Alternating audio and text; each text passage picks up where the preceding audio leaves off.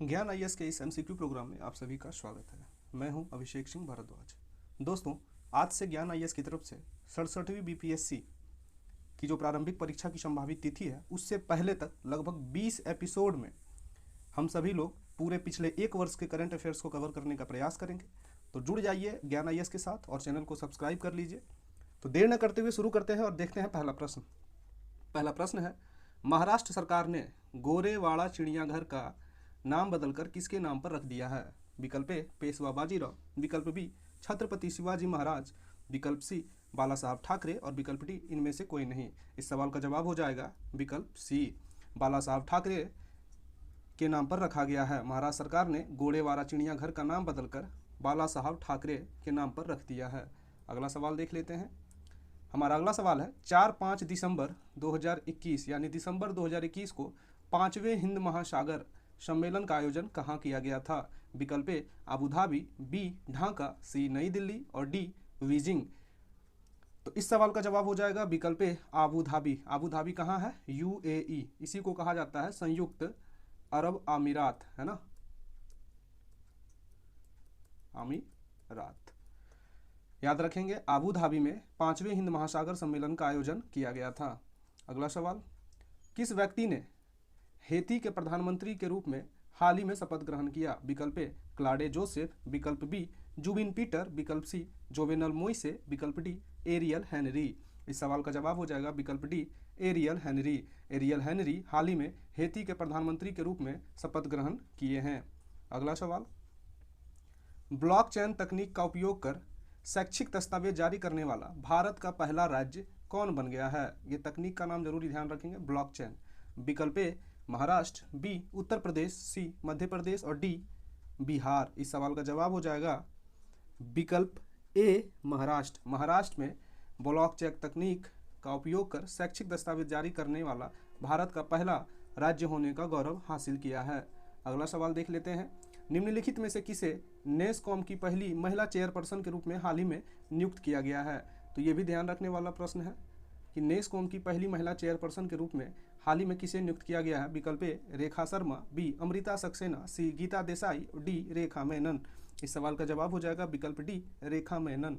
रेखा मेनन हाल ही में नेस्कॉम की पहली महिला चेयरपर्सन के रूप में नियुक्त की गई है। अगला सवाल देख लेते हैं। हमारा अगला सवाल है, सैन्य ताकत के आधार पर जारी ग्लोबल फायर पावर इंडेक्स में भारत को कौन सा स्थान प्राप्त हुआ है? विकल्प ए पहला, बी दूसरा, सी तीसरा, डी चौथा। इस सवाल का जवाब हो जाएगा विकल्प डी चौथा। हाल ही में भारत को सैन्य ताकत के आधार पर जारी ग्लोबल फायर पावर इंडेक्स में 4th स्थान हासिल हुआ है। अगला सवाल देख लेते हैं। किस भारतीय संगीतकार को अलर्ट बीइंग आइकन अवार्ड से सम्मानित किया गया है? विकल्प A R Rahman, B Udit Narayan, C Arijit Singh, D Jubin Nautiyal. इस सवाल का जवाब हो जाएगा विकल्प ए आर रहमान। हाल ही में ए आर रहमान जो कि संगीत से ताल्लुक़ रखते हैं, उनको अलर्ट बीइंग आइकन अवार्ड से सम्मानित किया गया है। अगला सवाल देख लेते हैं। 8 जनवरी 2021 को किस राज्य में भारत के सबसे लंबे सड़क आर्च ब्रिज का उद्घाटन किया गया है? विकल्प ए मिजोरम, बी मेघालय, सी त्रिपुरा, डी मणिपुर। इस सवाल का जवाब हो जाएगा बी मेघालय। हाल ही में मेघालय में भारत के सबसे लंबे आर्च ब्रिज का उद्घाटन किया गया है। अगला सवाल देख लेते हैं। वित्तीय संस्थानों के लिए जलवायु परिवर्तन कानून बनाने वाला दुनिया का पहला देश हाल ही में कौन बन गया है? विकल्प ए न्यूजीलैंड, बी रूस, सी यूक्रेन, डी ब्रिटेन। इस सवाल का जवाब हो जाएगा विकल्प ए न्यूजीलैंड। हाल ही में न्यूजीलैंड देश वित्तीय संस्थानों के लिए जलवायु परिवर्तन कानून बनाने वाला दुनिया का पहला देश बनने का गौरव हासिल किया है। अगला सवाल देख लेते हैं। गुजरात के किस व्यक्ति ने सत्याग्रह अगेंस्ट पॉल्यूशन आंदोलन की शुरुआत की है? फेमस क्वेश्चन रहेगा और इम्पॉर्टेंट है। गुजरात के किस व्यक्ति ने सत्याग्रह अगेंस्ट पॉल्यूशन आंदोलन की शुरुआत की है? विकल्प है हमारा ए विरल देसाई, बी सुमन चक्रवर्ती, सी गौतम शेखावत और डी रुपेश चोपड़ा। इस सवाल का जवाब हो जाएगा विकल्प ए विरल देसाई। गुजरात के विरल देसाई सत्याग्रह अगेंस्ट पॉल्यूशन, है ना, यानी प्रदूषण के खिलाफ आंदोलन की शुरुआत की है। इंपॉर्टेंट रहेगा, ध्यान रखेंगे। हमारा अगला सवाल है। हाल ही में खगोलविदों द्वारा ब्रह्मांड में खोजे गए सबसे छोटे ब्लैक होल को क्या नाम दिया गया है? विकल्प A the unicorn, B the minicorn, C immunity और डी लूना 50। इस सवाल का जवाब हो जाएगा विकल्प ए द यूनिकॉर्न। हाल ही में ब्रह्मांड में खोजे गए सबसे छोटे ब्लैक होल का नाम द यूनिकॉर्न दिया गया है। अगला सवाल देख लेते हैं। हाल ही में जारी घोषणा के अनुसार वर्ष 2032 में ओलंपिक खेलों की मेजबानी किस देश के द्वारा की जाएगी? विकल्प A Australia, B Abu Dhabi, C Japan और डी चीन। इस सवाल का जवाब हो जाएगा विकल्प ए ऑस्ट्रेलिया। 2032 के ओलंपिक खेलों की मेजबानी ऑस्ट्रेलिया के द्वारा की जानी है। अगला सवाल देख लेते हैं। हमारा अगला सवाल है, उपराष्ट्रपति एम वेंकैया नायडू ने किसी उच्च सदन का नेता उच्च सदन का नेता हाल ही में नियुक्त किया है? विकल्प ए नितिन गडकरी, बी पीयूष गोयल, सी ओम प्रकाश बिरला और डी धर्मेंद्र प्रधान। इस सवाल का जवाब हो जाएगा बी पीयूष गोयल। हाल ही में उपराष्ट्रपति वेंकैया नायडू ने पीयूष गोयल को उच्च सदन का नेता नियुक्त किया है। उच्च सदन बोले तो राज्यसभा, है ना। हमारा अगला सवाल है, केंद्रीय मंत्री नरेंद्र सिंह तोमर ने सरस आजीविका मेला 2021 का उद्घाटन कहां पर किया है? विकल्प ए लखनऊ, बी ग्रेटर नोएडा, सी कानपुर और डी गुजरात। इस सवाल का जवाब हो जाएगा बी ग्रेटर नोएडा। हाल ही में सरस आजीविका मेला 2021 का उद्घाटन केंद्रीय मंत्री नरेंद्र सिंह तोमर ने ग्रेटर नोएडा में किया है।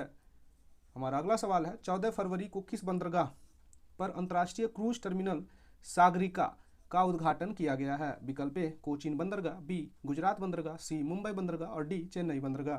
इस सवाल का जवाब हो जाएगा विकल्प ए कोचीन बंदरगाह। हाल ही में कोचीन बंदरगाह पर 14 फरवरी के दिन अंतर्राष्ट्रीय क्रूज टर्मिनल सागरिका, है ना, ये नाम रखेंगे याद, सागरिका का उद्घाटन किया गया है।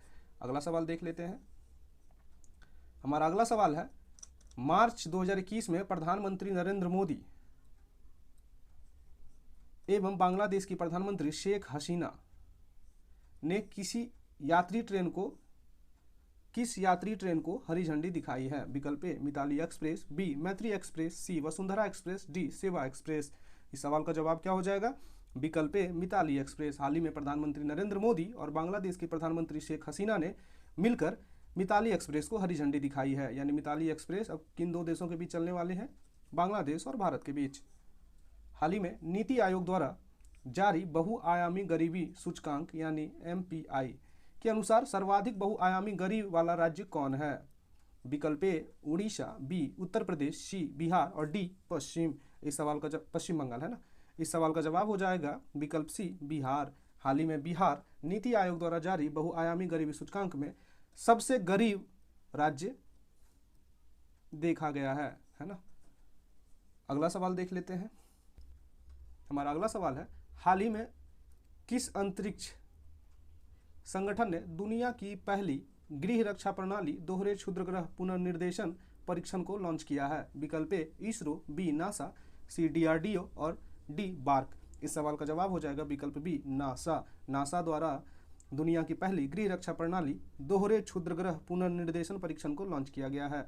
बात कर लेते हैं नासा किस देश की स्पेस एजेंसी है? तो अमेरिका।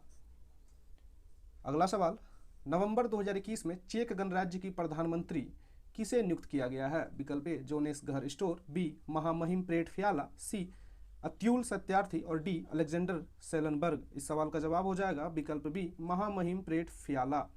महामहिम प्रेट फ्याला को नवंबर 2021 में चेक गणराज्य की प्रधानमंत्री होने का गौरव हासिल हुआ है। अगला सवाल, हाल ही में भारत का कौन सा राज्य रेलवे मानचित्र में शामिल हो गया है? इंपॉर्टेंट सवाल रहेगा।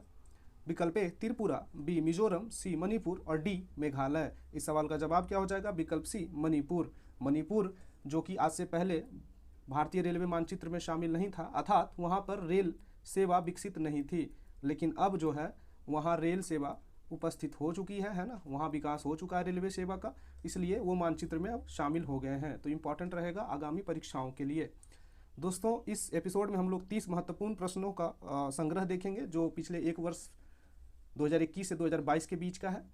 अगले एपिसोड में हम लोग इसी तरह 30 महत्वपूर्ण क्वेश्चन करके लगभग 20 एपिसोड का ये सेशन कंप्लीट करेंगे, जिससे हमारा जो आगामी 67वीं BPSC परीक्षा है PT की, वो थोड़ा आसान हो जाए और हमारा करंट अफेयर्स की वजह से रिजल्ट ना रुके किसी का।